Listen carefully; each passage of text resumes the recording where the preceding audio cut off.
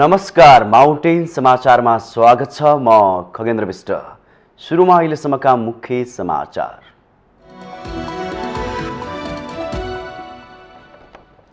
आज भाद्र कृष्ण औँसी अर्थात् कुशे औँसी। बुवाको मुख हेर्ने दिन बुवालाई सम्मान प्रकट गर्दै मनाइँदै देव तथा पितृ कार्यमा प्रयोग गरिने कुश घर घरमा भित्र्याउने प्रचलन।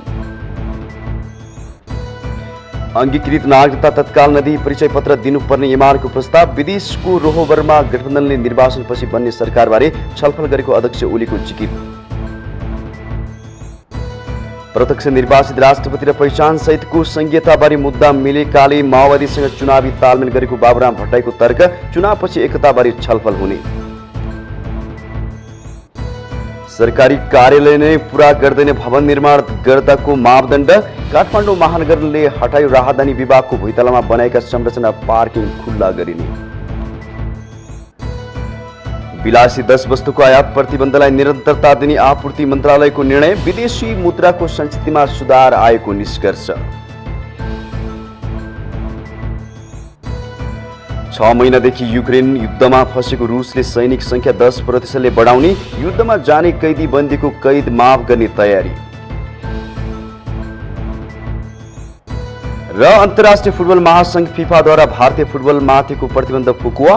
नेपालमा हुने महिला साफ च्याम्पियनसिप फुटबलमा भारतले खेल्न पाउने।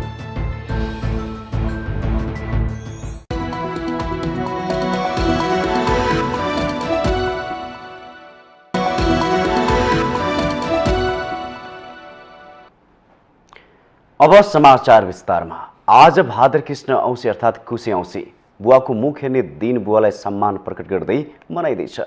यस दिन आफ्नो बुवालाई भेटेर मिठा परिकार खान दिने, उपहार दिने र आशीर्वाद लिने प्रचलन छ।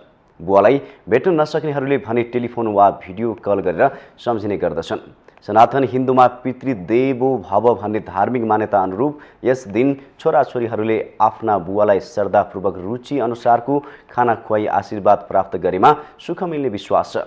बुवा नहुनेहरू विभिन्न पवित्र स्थानमा गई आफ्ना बुवाको नाममा तर्पण, पिण्डदान तथा श्रद्धा गरी सिधा दिन्छन्। यस अवसरमा काठमाडौँको गोकर्णेश्वर महादेव मन्दिर परिसरमा दिवंगत बुवाको नाममा तर्पण, पिण्डदान तथा सीतादान गर्नेहरूको भिड लाग्ने गर्छ।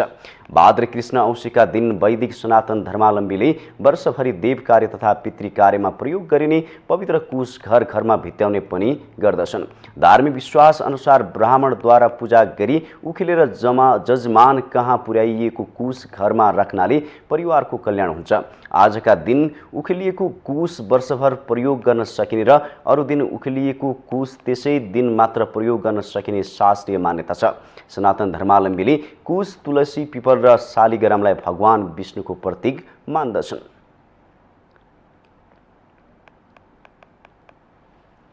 नेकपा एमालेका अध्यक्ष केपी शर्मा ओलीले आफूहरू विरुद्ध भइरहेको घेराबन्दी अवैध नभएको टिप्पणी गर्नुभएको छ।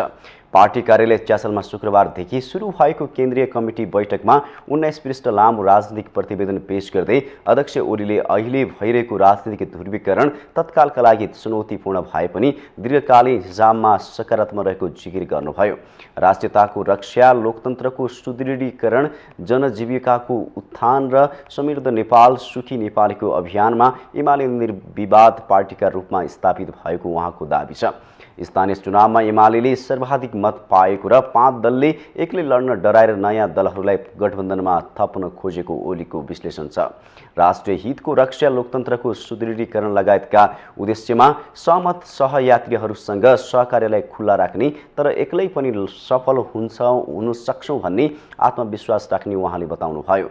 बहुमतका लागि एमालेलाई 16% मत मात्र अपुग रहेको भन्दै अध्यक्ष ओलीले चुनावी जितका लागि पार्टी प्रवेशलाई मुख्य अस्त्रका रूपमा अघि सार्नु भएको छ।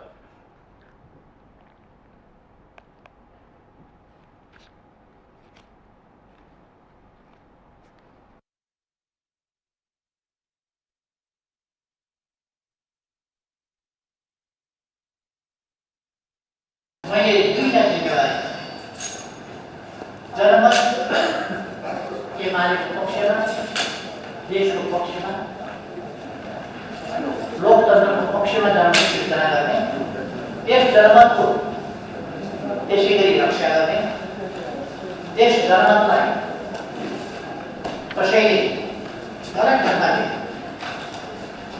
दुष्प्रभावित गर्न वा हरण गर्न नसकोस् त्यसका निम्ति ध्यान दिने र त्यसका निम्ति विभिन्न प्रकारका तरिका र उपायहरू अवलम्बन गर्ने यो मान्छेको हामीले गर्नु जरुरी छ। उहाँले जनता अलमलमा पर्न सक्ने भन्दै उनीहरूलाई यसबाट मुक्त गरेर एमालेको पक्षमा आउने वातावरण बनाउने जिम्मेवारी पार्टीका नेता कार्यकर्ताहरूको काँधमा रहेको बताउनुभयो। अध्यक्ष ओलीले पेश गरेको राजनीतिक प्रतिवेदनमाथि केन्द्रीय सदस्यहरू 9 समूहमा विभाजन भएर शनिबार छलफल हुनेछ। पहिलो दिनको बैठकमा छलफलका लागि 7 वटा एजेन्डा तय भएकोमा त्यसमध्येका अधिकांशमा छलफल र निर्णय भएको छ। पार्टीका विभिन्न केन्द्रीय आयोगका अध्यक्षले आफ्ना प्रतिवेदन पेश गरेका छन्। अध्यक्ष ओलीको प्रतिवेदन पारित गरेर बैठक शनिबारै सकिने एमालेले जनाएको छ।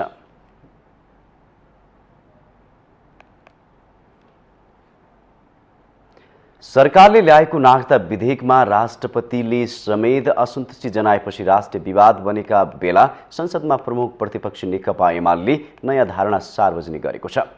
पार्टी केन्द्रीय कमिटी बैठकमा अध्यक्ष केपी ओलीले नागरिकता विधेयकबारे 7 बुँदे धारणा नै पेश गर्नु भएको छ। नागरिकता विधेयकले कतै राष्ट्रिय र संवैधानिक सङ्कट त निम्ताउँदैन भन्ने बहस चर्किरहँदा एमालेले आफ्नो धारणा सार्वजनिक गरेको हो। अध्यक्ष केपी ओलीले वैवाहिक अङ्गीकृतका हकमा निश्चित समयको अन्तरालपछि मात्रै नागरिकता दिइनुपर्ने प्रस्ताव गर्नुभएको हो। नागरिकता नपाउँदासम्मको अवधिका लागि बसोबास लगायतका विषय सम्बोधन गर्न परिचय पत्र प्रदान गर्न सकिने उहाँको प्रस्ताव छ। नागरिकता विधेयकबारे राष्ट्रपति कार्यालय शीतल निवास, प्रधानमन्त्री कार्यालय सिंहदरबार र संसद कार्यालय बानेश्वर बीच त्रिपक्षीय ध्रुवीकरण देखिएका बेला ओलीले शुक्रबार पार्टी केन्द्रीय कमिटी बैठकमा पेश गरेको राजनीतिक प्रतिवेदनमा नागरिकता विधेयकबारे 7 बुँदे धारणा पेश गर्नुभएको हो। नेपालको संविधानमा नागरिकताको विषयमा गरिएको व्यवस्था कार्यान्वयन गर्न विधेयक संशोधन मात्र पर्याप्त नभएकाले नयाँ ऐन नै बनाउनुपर्ने उहाँले उल्लेख गर्नुभएको छ। विधेयकमाथि राष्ट्रपतिले उठाएका प्रश्नमा गहन छलफल गरी सहमति बनाइनुपर्ने ओलीको भनाइ छ। यसैगरी अध्यक्ष ओलीले पेश गरेको प्रतिवेदनमा विदेशी भूमि र प्रतिनिधिको रोहबरमा निर्वाचनपछि बन्ने नेपालको सरकारबारे सत्ता गठबन्धनले छलफल गरिसकेको दावी गरिएको छ। पूर्व प्रधानमन्त्री एवं माओवादी अध्यक्ष दाहालको हालैको भारत भ्रमणलाई लक्षित गर्दै उहाँले गठबन्धनले चुनाव अगावै विदेशी शक्तिहरूसँग कम्फर्टेबल सरकार बनाउन वचनबद्धता गरेको र त्यसका लागि सहयोग मागेको आरोप पनि लगाउनु भएको छ। गठबन्धन सरकारले राष्ट्रिय स्वाभिमानलाई तेजबोध गर्ने र बाह्य शक्तिहरूलाई आन्तरिक मामलामा हस्तक्षेप गर्न सहज तुल्याउने गतिविधि गरेको प्रतिवेदनमा उल्लेख छ। गठबन्धन सरकारका क्रियाकलाप राष्ट्रिय हितलाई आघात पुर्याउने, बाह्य शक्तिलाई रिझाउने र छिमेकी सङ्घको सन्तुलन खलबल्याउने केन्द्रित रहेको आरोप पनि उहाँको छ। सरकार गठनको जग नै अलोकतान्त्रिक, उद्देश्य जनविरोधी र गठबन्धनको मनसाय नै दूषित भएको ओलीको ठहर छ। महाभियोगको अस्त्र मार्फत स्वतन्त्र न्यायपालिकामाथि हस्तक्षेप गरेको, संवैधानिक अङ्गहरूमाथि निरन्तर प्रहार गरेको र चुनावको मिति घोषणापछि निर्वाचनलाई प्रभावित पार्ने गरी संसदबाट विधेयकहरू जबरजस्ती पारित गरेर सरकारले लोकतन्त्रका आधारभूत मूल्य, मान्यता र आदर्शलाई कुल्चिएको टिप्पणी पनि उहाँले गर्नुभएको छ।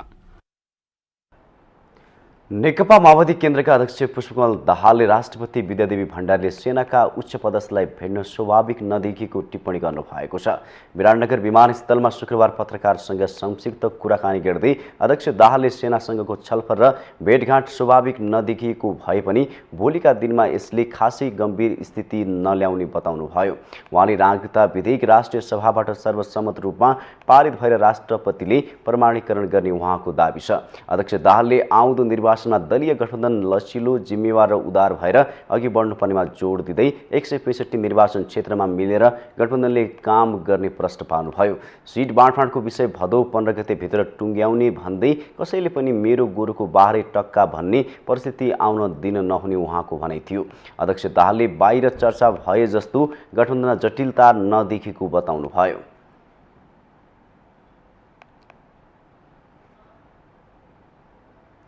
पूर्व प्रधानमन्त्री डाक्टर बाबुराम भट्टराईले प्रत्यक्ष निर्वाचित राष्ट्रपति पहिचान र अधिकार सहितको संहिताको मुद्दा मिलेकाले माओवादी केन्द्रसँग चुनावी तालमेल गरेको प्रस्ट्याउनु भएको छ। नेपाल समाजवादी पार्टीका अध्यक्ष समेत रहनुभएका भट्टराईले शुक्रबार पार्टीको काठमाडौँ जिल्ला प्रथम भेलालाई सम्बोधन गर्दै माओवादी केन्द्रसँग तालमेल गर्नुका कारण खुलाउनु भएको हो। उहाँले आफूहरू झैँ माओवादी पनि प्रत्यक्ष निर्वाचित कार्यकारी राष्ट्रपति र पहिचान र अधिकार सहितको संहिताको पक्षमा रहेकाले आगामी निर्वाचनमा चुनावी तालमेल गरेको जिकिर गर्नुभयो।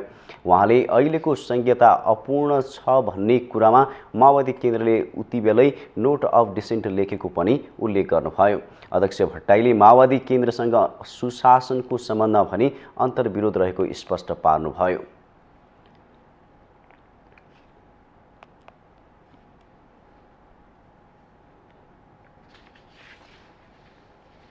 काङ्ग्रेससँग पनि हाम्रो त्यो मुद्दा त्यति हाम्रो मिल्दैन र उता एमालेसँग पनि हाम्रो चाहिँ मिल्दैन र पछि त्यो मुद्दा चाहिँ प्रत्यक्ष निर्वाचित राष्ट्रपति प्रणालीको मुद्दा र पहिचान अधिकार सहितको राज्यको सङ्घीय पुनर्संरचनाको मुद्दा चाहिँ बढी माओवादीसँग नै मिल्छ। त्यस कारणले पनि यो समानताले गर्दाखेरि पनि हामीले चुनावी तालमेल गर्दाखेरि विचार गरेर ध्यान दिनुपर्छ भन्ने एउटा कुरा। उहाँले आफूहरू माओवादी केन्द्रमा प्रवेश गरेको नभई आगामी निर्वाचनका लागि तालमेल तथा कार्यगत एकता मात्रै गरेको स्पष्ट पार्नुभयो। एकताको सम्बन्धमा चुनावपछि मात्रै छलफल हुने भन्दै अध्यक्ष भट्टराईले माधव नेपाल सहितको वृहत समाजवादी केन्द्र निर्माणमा सहमति जुटेमा एकता हुन सक्ने बताउनुभयो।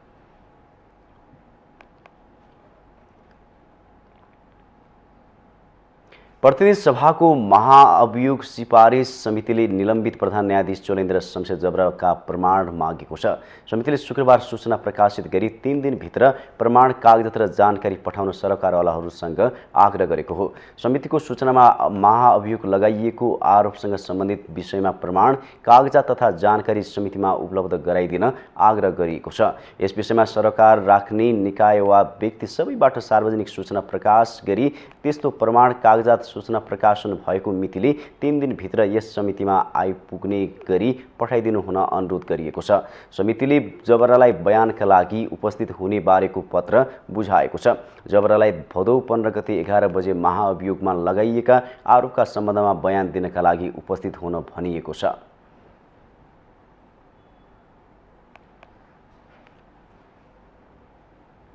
निलम्बित प्रधान न्यायाधीश चोलेन्द्र शमशेर जबरा विरुद्धको महाअभियोग प्रस्तावमा छानबिन गर्न समिति बनाइए पनि यसले काम गर्न भने सकेको छैन। भदौ 1 गते बसेको छानबिन समितिको पहिलो बैठकले कुनै काम अघि बढाउन सकेन। प्रतिनिधि सभाको कार्यकाल सकिन 3 महिना मात्रै बाँकी रहँदा महाअभियोग प्रस्ताव के होला भन्ने विषय पेचिलो बनेको छ। प्रधान न्यायाधीश चोलेन्द्र शमशेर राणा विरुद्धको महाअभियोग प्रस्ताव बल्ल तल्ल 6 महिनापछि सिफारिस समितिमा पुग्यो। त्यहाँ पनि प्रक्रियाबारे दलीय अडानमा तर्क वितर्क चल्दा कुनै निचोड निस्कन सकेको छैन। समितिको पटक पटकका बैठकमा मूल विषयमा प्रवेशै नगरी स्थगित हुँदै आएका छन्। विभिन्न चरणका बैठकले आफ्नै नेतृत्व चयन, कार्यविधि र कार्यतालिका समेत टुङ्ग्याउन सकेका छैनन्। प्रतिनिधि सभाकै कार्यकाल 3 महिना बाँकी नहुँदा भदौ मसान्तभित्र महाअभियोग टुङ्ग्याउने कार्यविधि बनाइए पनि महाअभियोगमा उठाइएका गम्भीर आरोपलाई राजनीतिक नेतृत्वले हलुका रूपमा महसुस पार्न खोजेको त होइन भन्ने आशंका पैदा भएको छ। नेताहरू भने एकले अर्कोलाई दोषी करार गर्नमै व्यस्त छन्। एक थरी पार्टी छ नेपालमा, त्यो चोलेन्द्रजीको पक्षमा छ। पक्षमा छु भन्दा लाज मान्छ। लाज माने हुनाले उसले चाहिँ नि अनेक प्रकारको हदखण्ड अपनाएर चोलेन्द्रजीलाई यो महाअभियोगको प्रस्ताव पारित नहुँदै अवकाश गराउन चाहन्छ। त्यसैको सेरोफेरोमा यो काम भइरहेछ। उहाँ अवकाश हुनुभयो भने महाअभियोगको प्रस्ताव त्यसै डिफ्युज हुन्छ, किन पदमा नभए मान्छेलाई महाअभियोगको प्रस्ताव लाग्दैन। त्यसकारण यहाँ छलफल गरेर ढिलो गर्ने अनि त्यसपछि उहाँको अवकाश हुने अब मङ्सिरतिर जस्तो लाग्छ मलाई। त्यस बेलासम्म चाहिँ नि यो अलमा ल्याएर राख्नेसम्म गरिया जस्तो बुझिन्छ। समितिको अर्को बैठक कहिले बस्छ भन्ने पनि यकिन छैन। चुनावी माहौल तात्दै जाँदा महाअभियोग लगाउने वा नलगाउने भन्ने निर्कोल गर्न समयावधि निकै कम छ। चुनावको मितिसम्म सदन चले मात्रै संसदको अवधि 3 महिना हुने हो। निर्वाचन कार्यतालिका अनुसार समानुपातिक सदस्यको नामावली असोज 3 गते पेश गरेपछि प्रतिनिधि सभा नरहने हो भने महाअभियोग प्रस्ताव त्यत्तिकै निष्क्रिय हुने र जबरालाई सर्वोच्च अदालत फर्कने बाटो खुल्ने देखिन्छ। जहाँसम्म सरकारको अहिले चाहिँ पहल कदमीको बारे मलाई थाहा छ, उहाँहरू चाहिँ यो प्रतिनिधि सभाको भनौँ यो चाहिँ इलेक्सन भन्दा अगाडि नै चाहिँ उहाँले एउटा आरोप लगाएर नै त्यसलाई टुङ्ग्याउँछ। अब त्यसबिचमा चाहिँ त्यो पास हुन नहुने कुरा दुईटै चाहिन्छ। त्यहाँ एमालेको समर्थनमा पास हुने अवस्था छैन। तर आरोपित भएपछि चाहिँ उहाँ फेरि त्यो ठाउँमा फर्कन चाहिँ नैतिक रूपमा उहाँले चाहिँ मिल्दैन प्रधान न्यायाधीशलाई। आरोप पत्रमा उहाँको नाम रहन्छ त्यहाँ। सत्तारूढ दल नेपाली काङ्ग्रेस, माओवादी केन्द्र लगायतका सांसदले गत फागुन 1 गते 21वटा आरोप लगाउँदै जबरा विरुद्ध संसद सचिवालयमा महाभियोग प्रस्ताव दर्ता गराएका थिए। त्यसयता राणा निलम्बित छन्। संसदको कार्यकाल सकिनै लाग्दा महाभियोग प्रस्तावलाई राजनीतिक दलहरूले टुङ्गोमा लगाउन नसके के हुन्छ त भन्ने प्रश्नमा वरिष्ठ अधिवक्ता सुरेन्द्र महतोको तर्क यस्तो छ। गति अलिकति कछुवा गति भएको हुनाले यसले परिणामसम्म पुर्याउँछ कि पुर्याउँदैन भन्ने कुरोमा शङ्कास्पद छ। संसदको आयु जीवनभित्र रहन्छ कि हुन्छ कि हुँदैन भन्ने कुरो शङ्कास्पद छ। र इन द मिन टाइम यो संसदको आयु समाप्त भएछ भने उहाँको पदमुक्तिको बेला पनि भइसकेको हुन्छ र अहिलेसम्म नेपालको परम्परामा महाभियोग लगाएका व्यक्ति पदमुक्त भएपछि त्यसपछि अटोमेटिकली त्यो सिफारिस समितिको फङ्सन जुन हुन्छ अटोमेटिकली समाप्त हुने प्रचलन नेपालमा रहेको छ। हालाकि अर्को संसदले यसलाई फेरि टेक ओभर गर्न सक्छ चाह्यो भने। सत्ता गठबन्धनका दलहरूले राणालाई अदालत बाहिर राख्न महाभियोग प्रक्रिया लम्ब्याउने र प्रस्ताव पारित नगर्ने रणनीति बनाएको आरोप यसअघि नै लागिरहेको थियो। बल्ल तल्ल 6 महिनापछि सिफारिस समितिमा पुगे पनि समितिले कुनै निष्कर्ष ननिकाल्नुले दलहरूको गैर जिम्मेवारपनको पराकाष्ठ झल्किन्छ। माउन्टेन टेलिभिजन एचडीका लागि क्यामेरामा विक्रम साकेका साथमा बटुकराज गिरीको रिपोर्ट। काठमाडौँ महानगरपालिकाले त्रिपुरेश्वर स्थित राहदानी विभागको भुइँतलामा बनेका संरचनाहरू हटाएको छ। शुक्रबार महानगरपालिकाले त्रिपुरेश्वर स्थित राहदानी विभागको भुइँतलामा बनाएका संरचनाहरू हटाएको हो। सेवा लिन जाने सेवाग्राहीहरूले आफ्ना सवारीहरू विभाग बाहिर नै पार्किङ गर्नुपर्ने बाध्यता रहेकाले सवारी आवत जावतमा समस्या आएको गुनासो गरेपछि महानगरपालिकाले अध्ययन गरेर ती संरचनाहरू हटाएको हो। अनुगमनका क्रममा विभागले सवारी पार्किङका लागि छुट्याउनु पर्ने भुइँतलामा प्रतीक्षालय बनाएको पाइएको थियो। महानगरपालिकाले संरचना सहित बेन्चहरू हटाएर पार्किङका लागि खाली गराएको छ। काठमाडौँ महानगरपालिकाका नगर प्रहरी बलका प्रमुख नगर प्रहरी उपरीक्षक राजु पाण्डेले काठमाडौँ महानगरपालिकाभित्र यसरी अवैध संरचना बनाएका ठाउँ 300 भन्दा बढी रहेको जानकारी आएको बताउनुभयो। उहाँले भवन निर्माण गर्दा के प्रयोजनका लागि नक्सा पास गरिएको हो भन्ने कुरा स्पष्ट खुलाइएकोले प्रयोजन अनुरूपको काम गर्नुपर्ने बताउनुभयो। मलाई पनि कतिपय कुरा डाटाहरू मैले लिनु पाएको छैन हैन। 300 भन्दा बढी छ भन्ने सुनिएको छ हैन। अब यो चाहिँ कहीँ चाहिँ स्टोरको रूपमा चाहिँ नक्सा पास भएको र कहीँ चाहिँ बेसमेन्टको रूपमा नक्सा पास भएको। स्टोरको रूपमा चाहिँ पास भएको छ भने उहाँले स्टोर गर्नु पर्यो, पसल राख्नु भएन हैन। अब पार्किङ प्रयोजन भनेर देखाएको छ नि पार्किङ गर्नु पर्यो। काठमाडौँ महानगर क्षेत्रका व्यावसायिक प्रतिष्ठानका भवन र सार्वजनिक भवनमा सवारी पार्किङका लागि भनेर भुइँतला बनाउन कर छुटको सुविधा लिए पनि पार्किङको लागि नभई अन्य प्रयोजनमा प्रयोग भएको पाइएपछि महानगरपालिकाले साउन महिनामा नै 35 दिने सूचना जारी गरेको थियो। उक्त सूचनाको पालना गरेको नपाइएपछि महानगरपालिकाले स्थलगत अनुगमन नै थालेर अवैध संरचनाहरू हटाउन सुरु गरेको थियो। संरचना हटाएपछि राहदानी विभागले भने भवनको नक्सा अनुसार पार्किङ खुल्ला गर्ने जनाएको छ।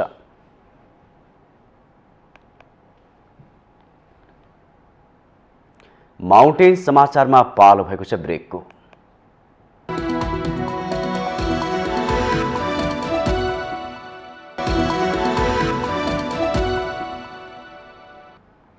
ब्रेकपछि स्वागत छ अब बाँकी समाचार। मक्सिर 4 गते हुने प्रतिनिधि र प्रदेश सभाको निर्वाचनका लागि समानुपातिकतर्फ प्रणालीतर्फ राजनीतिक दलको मनोनयन दर्ता सुरु भएको छ।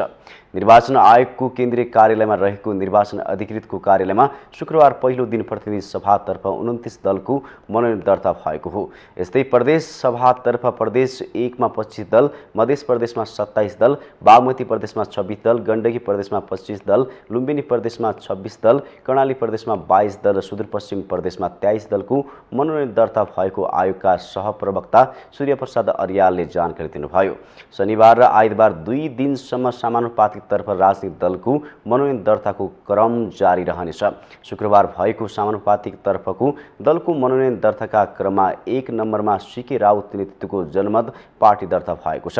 नेपाली कांग्रेस, नेकपा एमाले, नेकपा एकीकृत समाजवादी लगायत अन्य केही साना राजनीतिक दलहरूको पनि मनोनयन दर्ता भएको छ। समानुपातिक निर्वाचन प्रणालीका लागि यसरी मनोनयन दर्ता भएका राजनीतिक दलहरूले असोज 2 र 3 गते बन्द सूची पेश गर्न पाउनेछन्। नेपाली कांग्रेसले आगामी प्रतिनिधि र प्रदेश सभा निर्वाचनको तयारीका लागि शुक्रबारदेखि मुलुकभर एक साथ जनताको साथमा कांग्रेस अभियान प्रारम्भ गरेको छ। अभियानको पहिलो चरण भदौ 10 गतेदेखि बीपी जन्म जयन्ती भदौ 24 सम्म सञ्चालन हुने पार्टी कार्यालयले जनाएको छ। यसैगरी दोस्रो चरण समानुपातिक उम्मेदवार दर्तापछि र तेस्रो तथा निर्णायक चरण प्रत्यक्षतर्फ उम्मेदवारी दर्तापछि हुने पार्टी प्रवक्ता डाक्टर प्रकाश शरण महतले जानकारी दिनुभयो। आगामी निर्वाचनमा सहभागी भई लोकतान्त्रिक अधिकार प्रयोग गर्न मतदातालाई अपील गर्ने, यसैगरी जनताको आँगनमा पुगेर जनता कुरा सुन्ने, कांग्रेस नेतृत्वमा विगतमा हासिल राजनीतिक र आर्थिक उपलब्धि एवं समसामयिक विषयमा कांग्रेसले लिएका अडानबारे जनतालाई सुसूचित गर्ने अभियानको उद्देश्य छ। अभियान सफल बनाउन 77 जिल्लामा केन्द्रीय प्रतिनिधि खटिसकेका छन् भने 7 प्रदेश कार्यालय समिति, जिल्ला प्रतिनिधि सभा, प्रदेश सभा कार्य समिति एवं पालिका कार्य समितिले अभियानको सफलताका लागि प्रतिनिधि खटाएका छन्। गाउँ नगरपालिका कार्य समितिको संयोजनमा अभियानकै बीचमा हरेक स्थानीय तहमा एउटा पालिका स्तरीय सार्वजनिक कार्यक्रम हुनेछ। अभियानमा संघीय र प्रदेश राजधानीमा रहेका जिल्ला सम्पर्क समितिको बैठक गर्ने, समितिको संरचनालाई पूर्णता दिने, समिति अन्तर्गत विभिन्न जिम्मेवारी बाँडफाँड गरिनेछ। पार्टीको जिल्ला समितिसँग समन्वय गरेर प्रतिनिधि सभा क्षेत्र, प्रदेश सभा क्षेत्र एवं पालिका तहसम्मको सम्पर्क समिति अभियान क्रममा विस्तार गर्ने तथा राहदानी, अध्ययन, व्यवसाय आदिमा सरिक आफ्नो जिल्लाका नागरिक बीच सम्पर्कमा पुग्ने र विवरण सङ्कलन समेत गरिनेछ।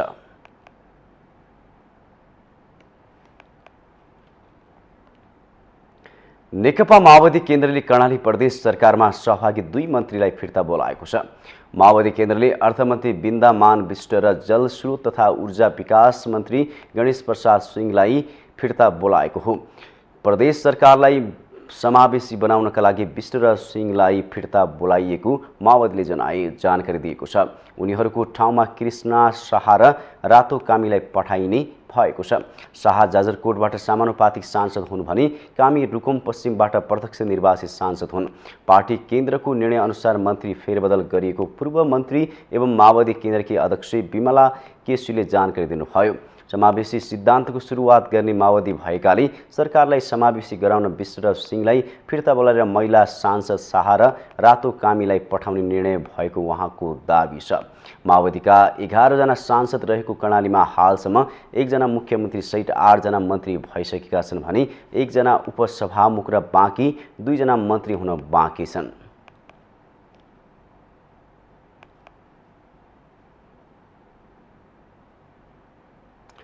तीव्र विरोधका बीच भारत सरकारले लागू गरेको सैनिक कार्यक्रम अग्निपथले नेपालमा पनि तनाव बढाएको छ।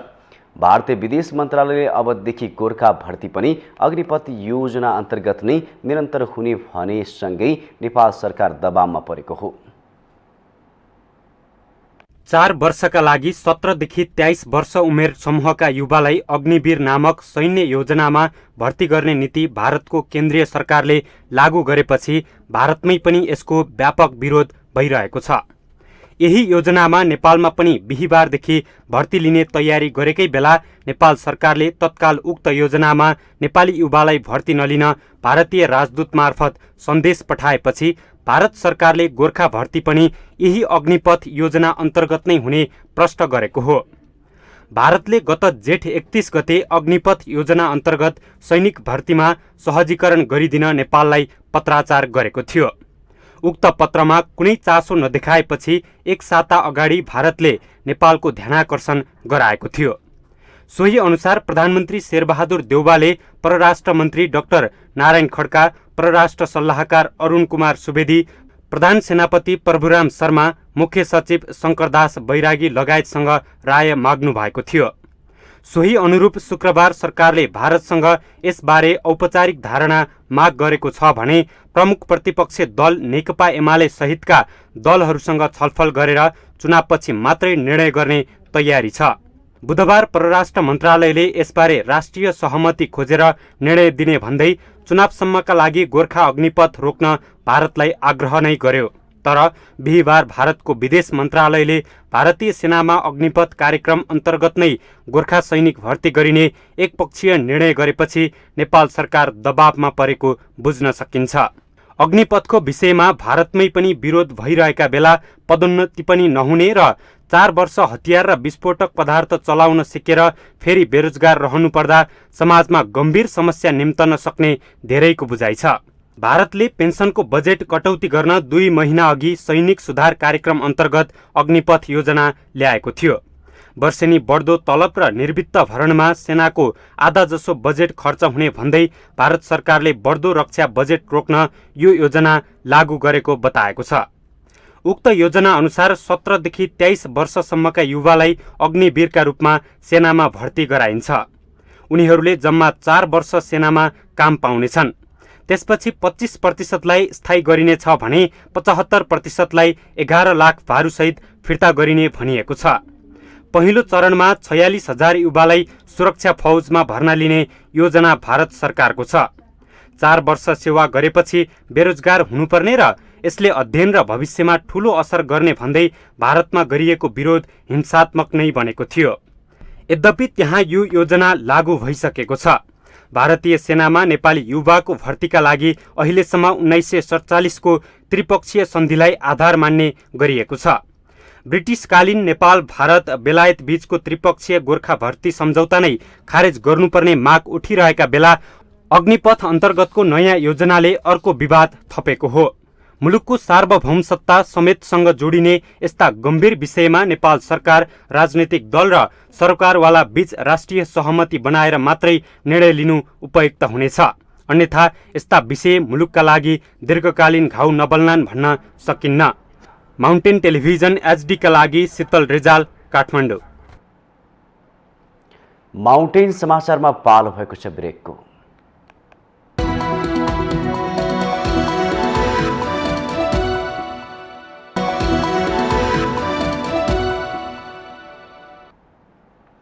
ब्रेकपछि स्वागत छ बाँकी समाचार। उद्योग वाणिज्य तथा आपूर्ति मन्त्री दिलेन्द्र प्रसाद बडोले दशैं तिहारको समयमा कालो बजारी रोक्न स्थानीय तहले बढी सक्रियता देखाउन आवश्यक रहेको बताउनु भएको छ। शुक्रबार संघ प्रदेश स्थानीय तह समन्वय समितिको बैठकमा बोल्दै मन्त्री बडोले चाडबाडमा कालो बजारी रोक्न स्थानीय तहले बजार अनुगमनमा जोड दिन आवश्यक रहेको बताउनु भएको हो। उहाँले चाडपर्वको समयमा बजारमा कालो बजारी तथा मूल्यवृद्धि रोक्न संघ प्रदेश र स्थानीय तहले प्राथमिकता दिएर बजार अनुगमन गर्नुपर्ने बताउनुभयो। मन्त्री बडोले बजार अनुगमनको लागि अहिले स्थानीय तह र प्रदेश सरकारलाई कानुनी समस्या नरहेको बताउनुभयो। उहाँले प्रदेश सरकारलाई उपभोक्ता संरक्षण ऐन 2075 को दफा 63 ले अनुगमन सम्बन्धी कानुन बनाउने अधिकार दिएको बताउनुभयो। मन्त्री बडोले उक्त ऐन अनुसार प्रदेश सरकारले बजार अनुगमन समिति बनाएर अनुगमन गर्नुपर्ने समेत उल्लेख गर्नुभयो। उहाँले स्थानीय तहले बजार अनुगमन गरे मात्रै प्रभावकारी हुन सक्ने दावी गर्नुभयो। उहाँले स्थानीय बजारको अनुगमनमा स्थानीय तह नै सक्रिय हुँदा अनुगमन गरेको जनताले अनुभूति गर्ने बताउँदै अहिले स्थानीय तह र प्रदेश सरकारले सही रूपमा अनुगमन गर्न नसकेको बताउनुभयो। स्थानीय तहको भित्र पर्ने बजारहरू छ, त्यो बजारको अनुगमनमा स्थानीय तह नै सक्रिय भइदियो भने अनुगमन देखिने गरी जनताले अनुभूति गर्ने गरी हुन सक्दछ। यो पनि यथार्थ हो कि, तर तिनीहरूको परिचालन ठिक ढङ्गले हुन सकिरहेको अवस्था छैन। यो पनि अर्को यथार्थ हो। मन्त्री बडोले बजार अनुगमन गर्ने दायित्व आफ्नो पनि रहेको बुझेर स्थानीय तहले अनुगमन गर्नुपर्ने बताउनु भयो। उहाँले सरकारले 2 पटक देशभर एकसाथ अनुगमन सुरु गरेको अनुभवले पनि स्थानीय तहको नै बजार अनुगमनमा सक्रियता आवश्यक रहेको उल्लेख गर्नुभयो।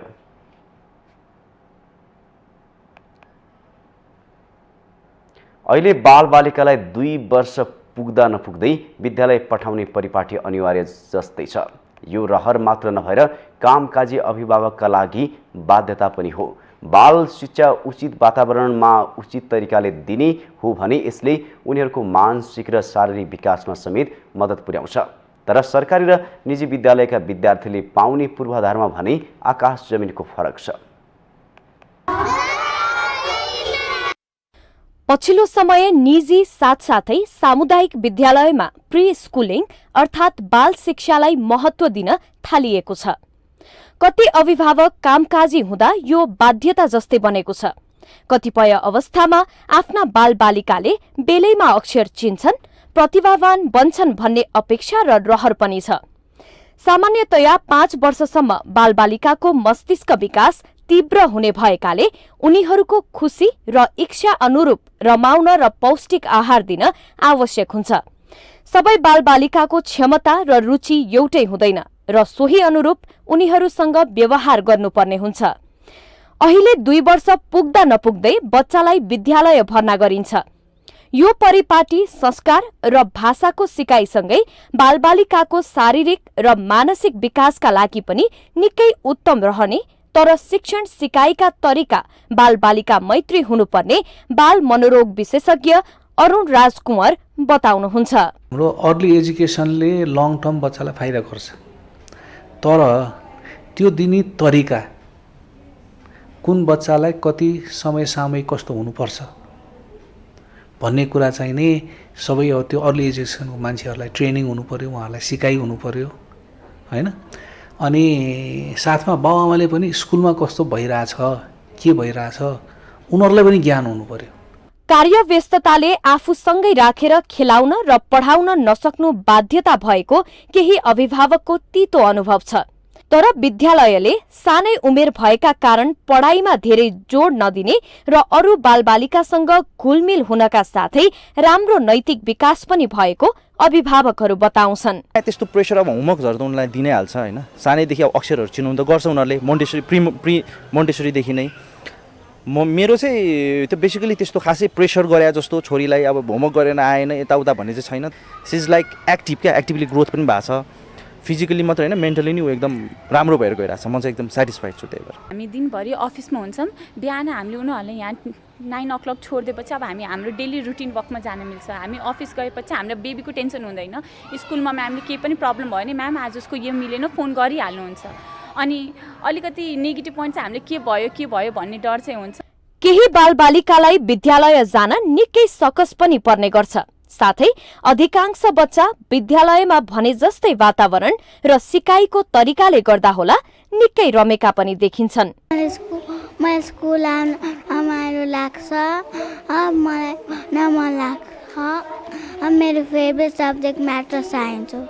मैले घरमा भने स्कुलमा तेना पाइछ नि अन्त पढ्न पाइछ। सबै बालबालिकाको शिक्षा र शैक्षिक वातावरणको उस्तै अधिकार भए पनि सरकारले बाल शिक्षालाई प्राथमिकतामा नराख्दा निजी र सरकारी विद्यालयका विद्यार्थीहरू बीच ठूलो अन्तर रहेको मोन्टेसरी सञ्चालक रबिना कोजु अग्रवालको भनाइ छ। एउटा बच्चाको नैसर्गिक अधिकार त सनलाइट पनि होला हैन, हाइजेनिक फुड पनि होला, उसलाई चाहिने इन्फ्रास्ट्रक्चर पनि होला हैन। त्यो सबै प्रोभाइड गर्नलाई एउटा प्राइभेट सेक्टरलाई कतिको गाह्रो छ, यो गभर्नमेन्टले एनालाइज गर्नुपर्छ। त्यो सँगसँगै गभर्नमेन्टलाई कति धेरै फेसिलिटी छ, गभर्नमेन्ट सेक्टरलाई, गभर्नमेन्ट स्कुललाई उनीहरूको रेन्टदेखि लिएर उनीहरूलाई कति धेरै एडदेखि लिएर सबै कुरा छ हैन। तैपनि बच्चाहरूले त्यो लेभलको सुविधा नपाउनु भनेको त कमजोरी कसको, यो त हामीले बुझि नै सक्छौँ। उपलब्ध स्रोत साधनको भरपूर प्रयोग गरेर विद्यार्थीहरूलाई सुविधा दिने कोसिस गरेको भए पनि पूर्वाधार पर्याप्त नभएको सरकारी विद्यालय सञ्चालक नारायण प्रसाद गौतम स्वीकार्नुहुन्छ। हामीले पर्याप्त छैन नै भन्ने गर्छौँ। हाम्रो विद्यालयको जुन स्रोत छ, जुन स्रोत र साधन छ, त्यो स्रोत र साधनलाई अधिकतम प्रयोग चाहिँ गरेका छौँ हामीले, तर जति चाहिने त्यो पूर्वाधार प्राप्त छैन। सबै बालबालिकाले समान शिक्षा पाउने वातावरण उपलब्ध गराउन निजी र सरकारी विद्यालयका विद्यार्थीहरू बीचमा अन्तर हुन नदिन बाल शिक्षामा सरकारको ध्यान जानु आवश्यक छ। क्यामेरामा प्रदीप खलान र अमर रावतका साथ प्रतिमा धरेल, काठमाडौँ। डडेलधुरामा लागु पदार्थको कुलतमा फस्ने युवाहरूको संख्या बढ्दै गएको छ। विशेष गरी विद्यालय तथा क्याम्पस तहमा अध्ययनरत युवाहरू यसको शिकार बन्ने गरेका छन्। जिल्लामा विभिन्न किसिमका लागु पदार्थहरू सहजै उपलब्ध हुने भएकोले पनि उनीहरू यसको लतमा फँसेका हुन्। पछिल्लो समय नयाँ पुस्ताका युवाहरू लागू पदार्थको दुर्व्यसनमा फँसिरहेका छन्। डडेलधुराका विभिन्न पसलहरूमा सहजै लागू पदार्थ पाउँदा युवा विद्यार्थीहरू यसको लतमा फँसेका हुन्। विशेष गरी 13 देखि 25 वर्ष उमेरका विद्यार्थीहरू दुर्व्यसनको लतमा फँसेको जिल्ला प्रहरी कार्यालय डडेलधुराले जनाएको छ। पछिल्लो समय युवा युवतीहरू लागू औषध दुर्व्यसनमा नफसुन् भन्ने उद्देश्यले जिल्ला प्रहरी कार्यालय डडेलधुराले विद्यार्थीहरूमा जनचेतनामूलक कार्यक्रम गर्न थालेको छ। लागू पदार्थ सेवन गरेर बिग्रिरहेका साथीहरूको लयमा लागेर बिग्रिरहेका हाम्रै उमेरका बालबालिका अवसर गरेर लागू औषधमा बिग्रिरहेका छन्। बालबालिकाहरूलाई सुधार्न गरिएको कार्यक्रम हो। यो कार्यक्रम सञ्चालन भएर मलाई आज अत्यन्तै खुसी लागेको छ। लागू औषध दुर्व्यसनमा हामीलाई सरले एकदमै राम्ररी जानकारी गराउनु भएको छ। त्यसमा हामीले लागू पदार्थ दुर्व्यसन गरेमा शरीरमा नकारात्मक असर पर्दछ र लागू पदार्थ दुर्व्यसनको मुख्य कारण भनेको साथीहरूको लहैमा लागेर। विशेष गरी अमरगढी नगरपालिका क्षेत्रमा लागू पदार्थ दुर्व्यसनको समस्या अत्याधिक रहेको प्रहरीले जनाएको छ। सहजै उपलब्ध हुने भएपछि गाउँबाट अध्ययनका लागि आउने विद्यार्थीहरू कुलतमा फस्ने गरेका छन्। लागू पदार्थकै कारण अधिकांश युवाहरूको पढाइ समेत बिग्रिएको छ। यसको समाधानका लागि जनचेतनामूलक कार्यक्रमहरूलाई प्राथमिकता दिनुपर्ने जनप्रतिनिधिहरूको भनाइ छ। लागू औषध सम्बन्धी कार्यक्रमको अभियान स्कुलमा दिएको छ। यो हामीले पनि अमरगढी नगर क्षेत्रभित्र प्रत्येक 1 देखि 11 वडामा लागू औषध सम्बन्धी निरन्तरता दिएर यसलाई व्यापक रूपमा छलफलको रूपमा ल्याएर प्रत्येक जनचेतना प्रत्येक परिवारका सदस्यज्यूहरूलाई प्रत्येक घरमा यो जानकारी दिएपछि एकदमै राम्रो उत्तम कार्यक्रम छ। र यस जिल्लाभरि नै एउटा अमरगढी मात्र होइन, यो जिल्लाभरि 52 वडामा यो किसिमको कार्यक्रम लागू औषध सम्बन्धी गर्दै जाँदा यसका लागि वडा तहबाट नै स्थानीय तहले एउटा कम्तीमा ओरिएन्टेसन जस्तो एउटा क्लासै लिनुपर्ने क्या। जिल्लाको ग्रामीण भेग होस् या सदरमुकामका चिया पसलहरूमा समेत चरेस तथा गाँजा सहजै पाइने गरेको छ। कतिपय युवाहरू साथीको लहैमा र केही परिवारकै अभिभावकको सिको गरेको पाइएको प्रहरीले जनाएको छ। त्यसैले जिल्लाका विभिन्न स्थानमा सचेतनामूलक कार्यक्रम तथा नियन्त्रणका प्रयासहरू गरिरहेको जिल्ला प्रहरी कार्यालय डडेलधुराले जनाएको छ। कसैले आफ्नो साथीभाइको लहलैमा लागेर चाहिँ सेवनकर्ता भएको कुराहरू, सेवनमा फँसेको कुराहरू देखायो र साथै अब यो समस्या जुन देखिएको छ लागू औषधको, यसलाई नियन्त्रण गर्नलाई हामीले चाहिँ जुन गाँजाका बोटहरू आफै उम्रेका गाँजाका बोटहरूको प्राकृतिक रूपमा उम्रेका छन्, यसलाई नष्ट गर्ने समुदायसित मिलेर सबै ठाउँमा पुगेर नष्ट गर्ने अनि समुदाय केन्द्रित लागू औषधको कुलतबाट हुने क्षति सम्बन्धमा समुदाय केन्द्रित जनचेतनामूलक कार्यक्रम गर्ने, विद्यालयका युवाहरूलाई विद्यालयमा पढ्ने भाइ बहिनीहरूलाई ध्यानमा दिएर उहाँहरूलाई चेतना दिने खालका कार्यक्रमहरू लिएर जाने, साथै जुन यो कारोबारी हुन्छन् लागू औषधको बिक्री वितरण गर्ने हुन्छन् तिनीहरूको पहिचान गरेर तिनीहरूलाई कानुनी कारवाही गर्ने तयारी गरिरहेको। सहजै उपलब्ध हुने लागू औषध नियन्त्रण गर्न सके युवाहरूमा देखिएको कुलतको विकृति तथा अपराधिक घटना रोक्न सकिने सरोकारवालाहरू बताउँछन्। माउन्टेन टेलिभिजन एचडीका लागि डडेलधुरा सहकर्मी विमल जैरूको रिपोर्ट। नेपाल प्रहरीले ब्रान्डेड विदेशी मदिराको नक्कली उत्पादन गरी बिक्री वितरण गर्ने 5 जनालाई पक्राउ गरेको छ। शुक्रबार प्रहरीले पत्रकार सम्मेलन गरी नक्कली मदिरा उत्पादन गरी बेच्ने 5 जनालाई सार्वजनिक गरेको हो। विदेशी ब्रान्डका double black label, Jack Daniels लगायतको ब्रान्डमा नक्कली मदिरा उत्पादन गरेर बेच्ने समूहलाई कोटेश्वर भक्तपुरबाट पक्राउ गरेको प्रहरीले जनाएको छ। पत्रकार सम्मेलनमा काठमाडौँ प्रहरी प्रमुख प्रहरी वरिष्ठ उपरीक्षक भरत बोहराले उनीहरूले विदेशी मदिरामा थोरै विदेशी मिसाएर बोतलमा हालेर विभिन्न नाइट क्लब, डिस्को, मदिराका डिलर, दोहोरी र डान्स बारमा बिक्री वितरण गर्ने गरेको जानकारी दिनुभयो। नाइट क्लब्स, लन्च, डिस्कोथेक्स र विभिन्न मदिराका डिलर जहाँ हुन्छ दोहोरी, डान्स बार लगायतका ठाउँमा उहाँहरूले चाहिँ यसलाई बिक्री वितरण गर्ने गरेको रहेछ। र अब यो यति भइसकेपछि अन्तमा हामीले यो घटनाको सम्बन्धमा प्रकरण अदेखि देहायको क ख र गमा उल्लेखित बरामद दोषीसहित प्रकरण अमा पक्राउ परेका 5 जना व्यक्तिहरू उप कालोबजारी तथा केही अन्य सामाजिक अपराध तथा सजाय ऐन अन्तर्गतको कसुरमा श्री जिल्ला प्रशासन कार्यालय काठमाडौँबाट दिन 7 दिनको म्याद थप अनुमति प्राप्त भई अहिले हामीले यो हाम्रो पोजिसनमा उहाँहरू हुनुहुन्छ र उहाँलाई अनुसन्धान जारी छ। प्रमुख बोहराले नक्कली मदिरा बनाएर बेच्ने 5 जनालाई कालो बजारी तथा सामाजिक अपराध सजाय ऐन अन्तर्गतको कसुरमा जिल्ला प्रशासन कार्यालय काठमाडौँबाट 7 दिनको म्याद थप गरेर प्रहरी हिरासतमा राखिएको बताउनुभयो।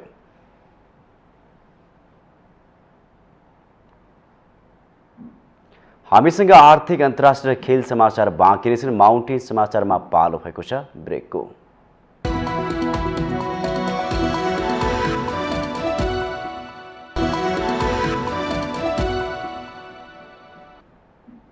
ब्रेकपछि स्वागत छ पालो आर्थिक समाचारको। आर्थिक समाचारको साथमा मेरो देश मेरो जगदम्बा सिमेन्ट, गुणस्तरको नयाँ स्तर Riddhi Siddhi cement, Jagadamba super sign तथा ग्याल्वा प्लस जस्ता पाता जीवनभरको भरोसा। सर्वोत्तम सिमेन्ट, सर्वोत्तम मजबुती।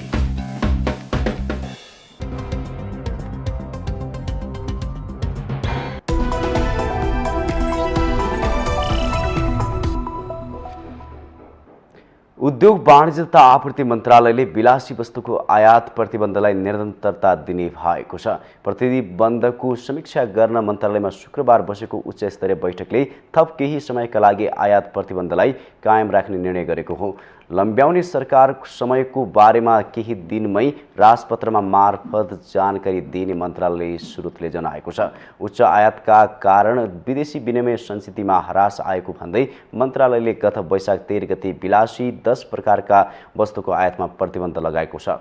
विदेशी मदिरा, महँगा गाडी, मोटरसाइकल, मोबाइल, कुरकुरे, चुरट, हिरा, महँगा टेलिभिजन, खेलौना र तास आयातमा असार मसान्तसम्मको पूर्ण प्रतिबन्धले विदेशी संचिति सुधारमा सहयोग पुर्याएको भन्दै मन्त्रालयले राजपत्रमा सूचना निकालेर असार 31 मा भदौ 14 गतेसम्मका लागि प्रतिबन्ध थप गरिसकेको छ।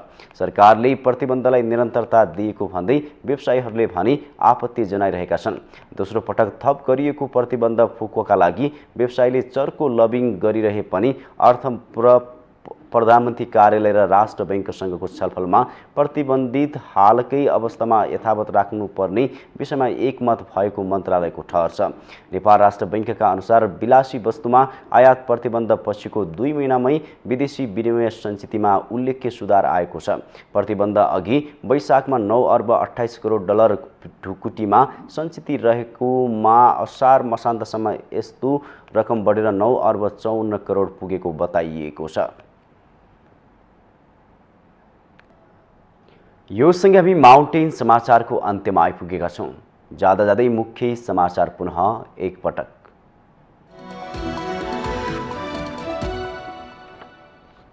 आज भाद्र कृष्ण औँसी अर्थात् कुशे औँसी बुवाको मुख हेर्ने दिन बुवालाई सम्मान प्रकट गर्दै मनाइँदै देव तथा पितृ कार्यमा प्रयोग गरिने कुश घर घरमा भित्राउने प्रचलन। अङ्गीकृत नागरिकता तत्काल नदी परिचय पत्र दिनुपर्ने एमालेको प्रस्ताव। विदेशीको रोहबरमा गठबन्धनले निर्वाचनप्रति बन्ने सरकारबारे छलफल गरेको अध्यक्ष ओलीको जिकिर। प्रत्यक्ष निर्वाचित राष्ट्रपति र पहिचान सहितको संहिताबारे मुद्दा मिलेकाले माओवादीसँग चुनावी तालमेल गरेको बाबुराम भट्टराईको तर्क। चुनावपछि एकताबारे छलफल हुने। सरकारी कार्यालय नै पूरा गर्दैन भवन निर्माण गर्दाको मापदण्ड। काठमाडौँ महानगरले हटायो राजधानी विभागको भुइँतलामा बनाएका संरचना, पार्किङ खुल्ला गरिने। विलासी 10 वस्तुको आयात प्रतिबन्धलाई निरन्तरता दिने आपूर्ति मन्त्रालयको निर्णय। विदेशी मुद्राको संस्थितिमा सुधार आएको निष्कर्ष। 6 महिनादेखि युक्रेन युद्धमा फँसेको रुसले सैनिक संख्या 10% बढाउने। युद्धमा जाने कैदी बन्दीको कैद माफ गर्ने तयारी। र अन्तर्राष्ट्रिय फुटबल महासंघ फिफाद्वारा भारतीय फुटबलमाथिको प्रतिबन्ध फुकुवा। नेपालमा हुने महिला साफ च्याम्पियनसिप फुटबलमा भारतले खेल्न पाउने।